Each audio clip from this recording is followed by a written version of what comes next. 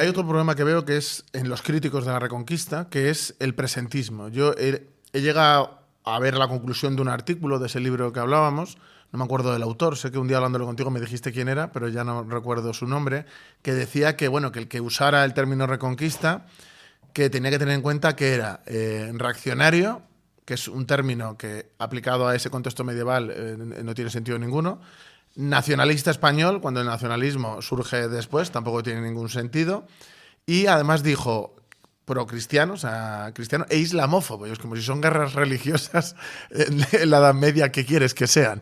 ¿No crees que eso también es un problema? De que intentan, como con una concepción actual, analizar esos hechos para llevarlo para el relato político. Sin lugar a dudas, pero es que ya sé, de punto de partida, es que ese artículo, por ejemplo, se titula la Reconquista en la cultura popular y ese investigador no estudia la cultura popular.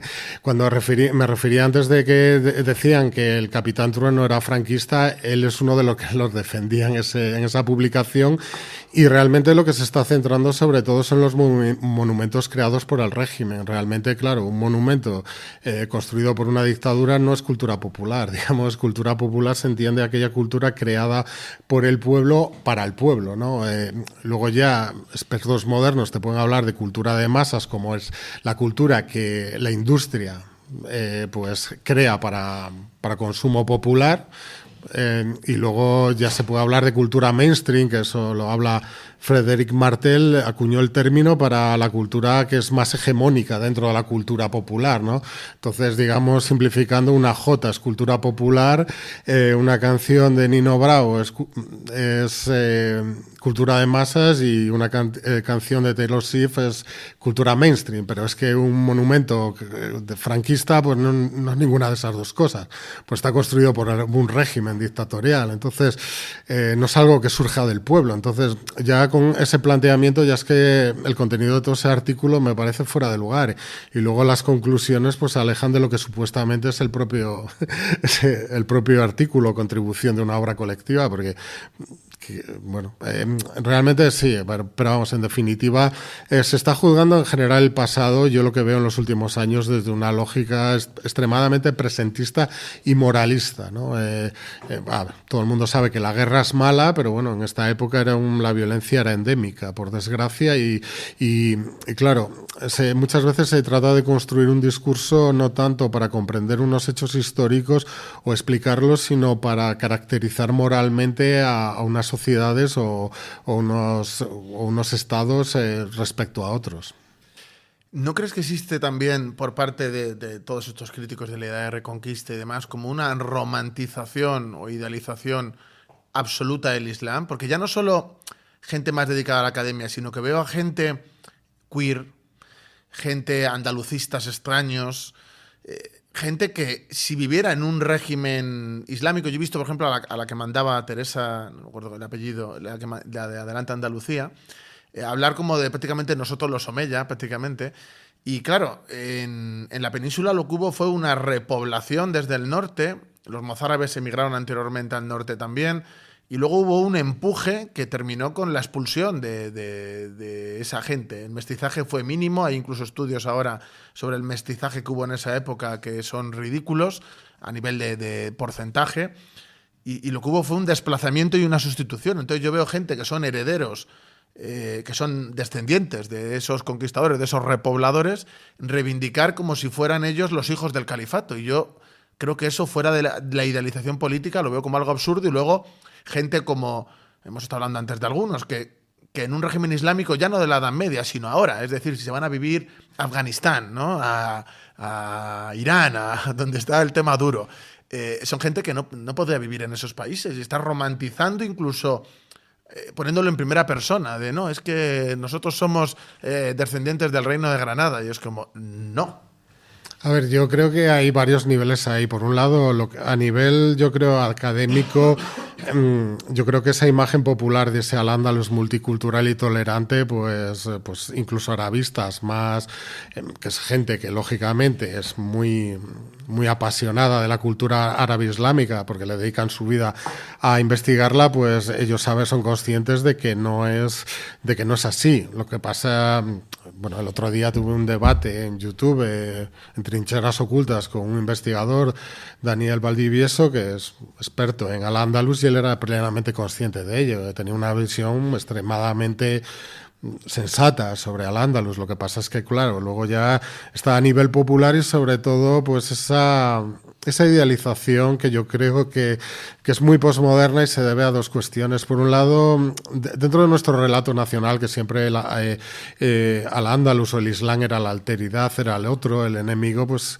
lo que se ha hecho es un cambio de la carga valorativa. El que antes era malo ha pasado a ser bueno y a la inversa. Entonces eso no deja de ser un simple relato, una simple película, ¿no? Que es extremadamente simplona. Yo creo que hay o bien porque eso ciertos iconos de la historia española lo identifican como patrimonio de la derecha y surgen reacciones muy viscerales a Isabel la Católica y demás.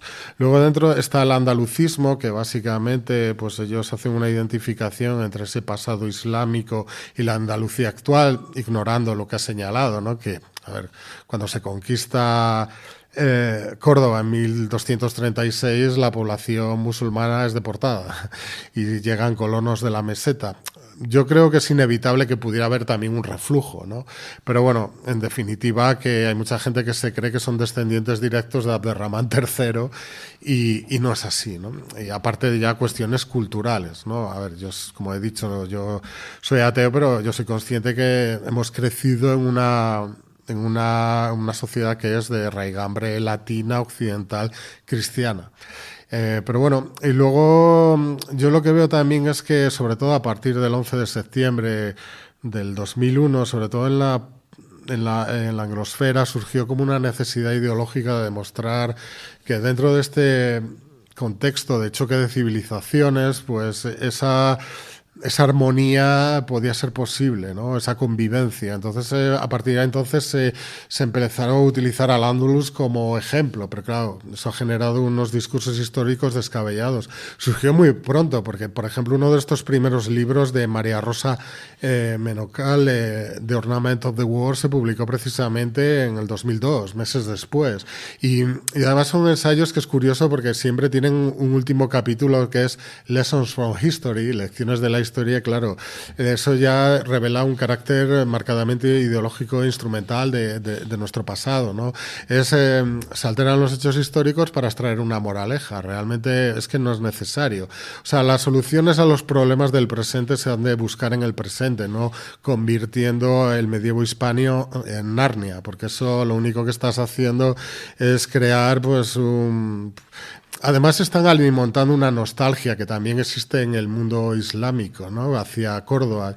Es un fenómeno bastante curioso porque desde la fitna, la caída del califato omeya en el 1031, después la conquista cristiana de Córdoba, dentro del propio mundo islámico se empieza a generar una visión nostálgica de ese pasado, del siglo X, cuando Al-Ándalus ostentaba el poder hegemónico y una época de esplendor cultural, que en realidad el esplendor cultural es más bien de los siglos posteriores, 11-12, pero bueno, la cuestión es que se empieza a generar como una especie de efecto bola de nieve, ¿no? Entonces ya empiezan a exagerar el tamaño de la Córdoba, ya hay por ejemplo, hay una descripción anónima de Córdoba del siglo XIV que le atribuye un área metropolitana de 40 kilómetros por 10, mayor que la de Nueva York o Los Ángeles de hoy en día. Y ya cuando todo este efecto bola de nieve llega en el siglo XVII, hay un compilador, Mohamed Al-Makari, pues ya te habla de que la Córdoba califal habría tenido 1 millón de habitantes, toda la sierra estaría repleta de rosales con los que se fabricaban perfumes. Hubo un puente que unía África con la península ibérica en el estrecho de Gibraltar. Unas maravillas. Habría como 3.000 aldeas en torno a Córdoba. Su muralla serían de 48 kilómetros, cuando la cerca romana que se ha conservado son 2,5 kilómetros, y la Axarquía, que es una extensión oriental, pues nos llegaría a los 2. No, pero ya incluso los datos que son contrastables arqueológicamente, pues ya se ve cómo entonces esa visión tan tan grandilocuente y tan nostálgica ha impregnado mucho el imaginario árabe, ¿no? Tengo un libro sobre viajeros que empezaron a llegar a partir del siglo XVII del mundo árabe y algunos se echaban a llorar cuando llegaban a Córdoba y no encontraban nada Nada de lo que pensaban, y uno abrazaba las columnas de la mezquita catedral, que bueno, son visigodas y romanas reutilizadas, ¿no?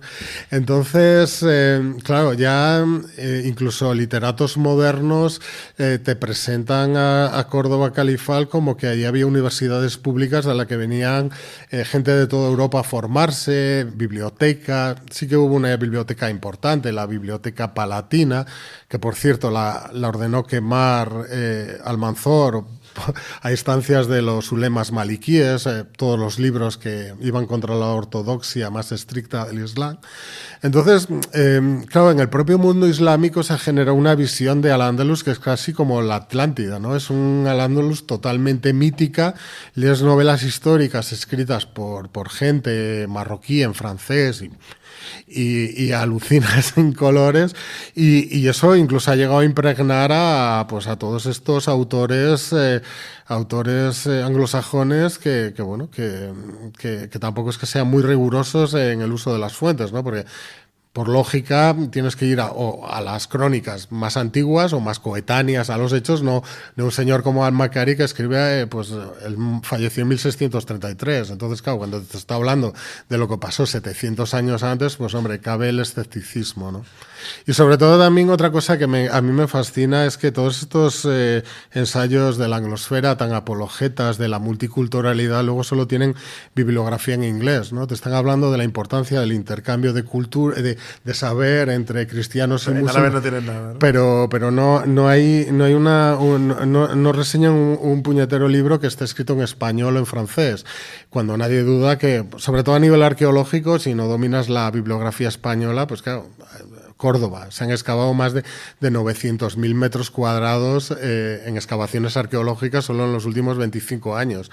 Hombre, antes que hablar en base a lo que te dice este señor Al-Makari en el siglo XVII, pues hombre, tira del registro arqueológico, ¿no? Yo, de hecho, que la gente no lo sabe, pero lo voy a contar. Yo cuando me escribiste, que él me habló para ir a un canal, se llama el canal, para hacerle un poco de publicidad, ir a verlo, que está muy bien. Y estuvimos hablando un poco de la academia, de la izquierda, que luego quiero hablar de ello. Y yo lo primero que le dije fue, ¿qué piensas de la Reconquista? Y dije, ¿crees que existe o que no existe?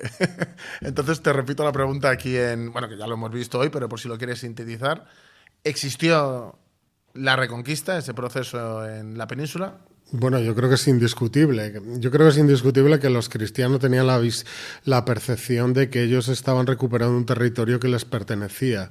Lo que sí que es cierto en las críticas que han apuntado algunas personas en esa monografía es que, claro, realmente los andalusíes, los habitantes de Al-Ándalus eran en gran medida hispanogodos, arabizados y islamizados. Digamos, llegaron una pequeña reducida élite de árabes y de bereberes, probablemente se puedan cuantificar en decenas de miles, o a lo mejor 150.000, 200.000, es muy difícil establecerlo, pero una población de 4 millones, 3-4 millones, pues una reducida parte. Entonces la idea de echar a los moros sí que es cierto que es extremadamente simplista, ¿no? Ver la Reconquista como echar a unos señores que han llegado. Lo que ocurre es que, claro, los propios andalusíes con el paso del tiempo acabaron creyéndose árabes porque muchos empezaron a adoptar genealogías que remontaban sus orígenes familiares a Siria o Arabia por cuestiones de prestigio, lo cual también es un indicativo de la fuerte presión social que podía existir sobre los conquistados, ¿no? Pero al final muchas veces acabaron creyéndose árabes. Es una de las grandes paradojas. Entonces, al final, sí que es cierto que este planteamiento ideológico es cierto, pero bueno, es que hay cuestiones, por ejemplo, se dice que realmente el Cid cuando conquista Valencia no está pensando en unos ideales de hacer una conquista para recuperar el reino visigodo y tal, pero por ejemplo hay un autor, un cronista árabe casi coetáneo, andalusí, Ibn Basan, que le pone en su boca que España se perdió en época de un Rodrigo y será recuperada por otro Rodrigo, Rodrigo Díaz el Cid, ¿no? Entonces es sintomático. Y más allá de todo esto, realmente a ojo de los andalusíes, de los árabes, lo que cuando Rodrigo conquista Valencia, convierte la mezquita Aljama en catedral y ese territorio deja de estar dentro de lo que ellos consideran el Dar al-Islam. Entonces, más allá de lo que puedan ser las motivaciones reales, que sin duda estaban un fuerte componente de promoción personal y deseo de enriquecerse por parte de Rodrigo Díaz, pues es que desde la realidad de los hechos, pues lo que está pasando es que ese concepto medieval de Hispania pues se está engrandeciendo y ese concepto de Al-Ándalus se está haciendo más pequeño a nivel territorial, y eso es innegable.